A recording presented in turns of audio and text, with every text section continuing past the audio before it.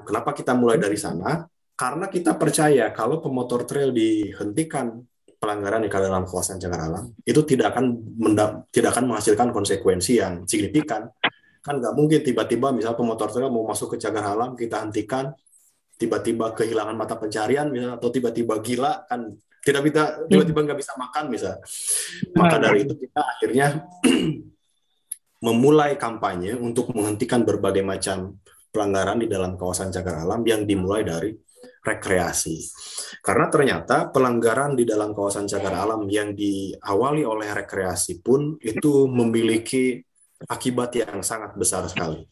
Salah satu contohnya adalah perubahan status kawasan, ya Kang ya. Cagar alam yang tidak boleh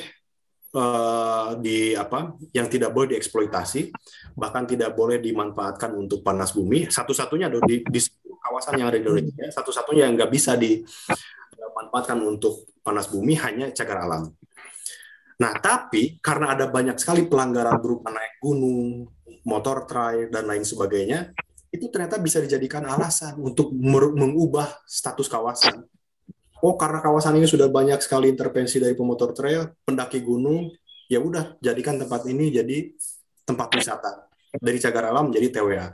Nah, padahal ada konsekuensi logis dari status cagar alam yang kita masuk saja nggak boleh, kemudian diubah jadi taman wisata alam, itu pemanfaatan lain yang lebih besar itu jadi legal, jadi perbolehkan. Jadi ada konsekuensi yang banyak sekali. Itu saya kira gambaran luas dari apa yang saya paparkan tadi ketika berbicara bahwa fakta bahwa satu-satunya kawasan yang nggak boleh dirusak secara konstitusi adalah cagar alam. Di Jawa Barat ini, gunung-gunung yang statusnya cagar alam, lebih spesifik lagi khususnya di Cekungan Bandung, itu tidak lebih dari 300 kan, yang statusnya cagar alam. Di Jawa Barat ya, kalau di Bandung kurang lebih hanya ada 60-an dari 662 karena hanya 10% yang masuk cagar alam. Artinya kalau kita kembalikan ke aturan konstitusi, aturan undang-undang, ini bahasa kasar saja, bahasa kasarnya gunung-gunung lain yang statusnya di luar kawasan cagar alam itu boleh diperbolehkan untuk dilakukan pemanfaatan yang bisa mengakibatkan kerusakan terhadap gunung-gunung tersebut.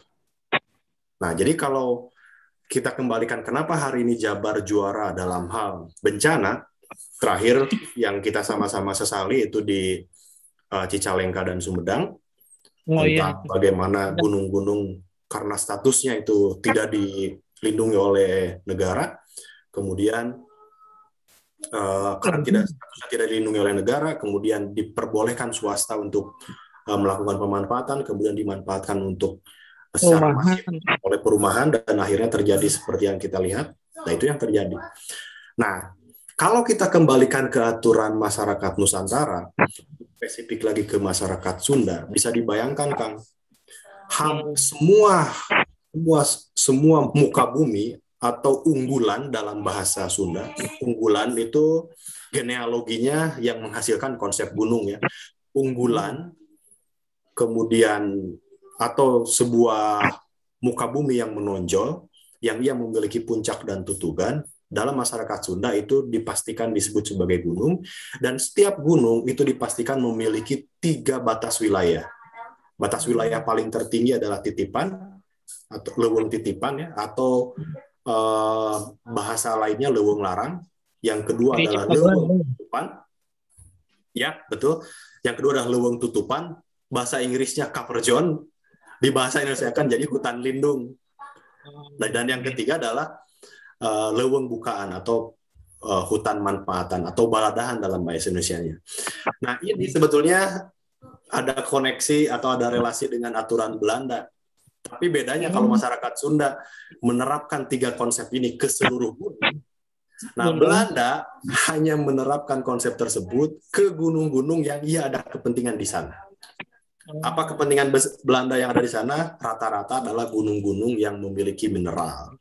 Atau yang bahasa yang lebih mudah dipahaminya adalah gunung-gunung aktif saja yang mereka lindungi. Selebihnya tidak. Nah, sebagai pengantar barangkali itu. Dan kalau kita kembalikan lagi ke gunung, tidak bisa dipisahkan dengan sungai yang berakhir di laut. Kemudian sungai selalu berhubungan dengan hulu, dan hulu di sini ini yang jadi konsentrasi saya salah satunya adalah Citarum. Ciharus. Ciharus Ciharus. ya Citarum. Cuman kalau kita ngomongin Citarum kan selalu berakhir di Cisanti ya.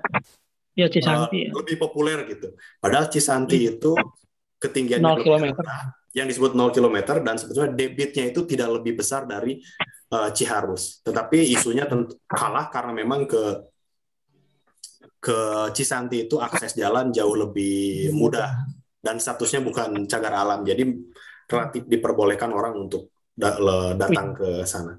Nah, barangkali nanti di sesi selanjutnya pada waktu saya ingin sedikit sharing tentang Ciharus barangkali. Terima kasih Kang Prawiro. Ya. Terima kasih Kang Pepe, penjelasannya sangat komprehensif ya dan mendalam gitu. Untuk selanjutnya kita akan menampilkan Kang Dodi untuk menyampaikan. Dodi pernah cerita kalau Jabar juara korupsi. Semua pilkada semua kepala daerah banyak yang korupsi. Mungkin Kang Dodi bisa breakdown itu ya. Mangga Kang Dodi, silakan.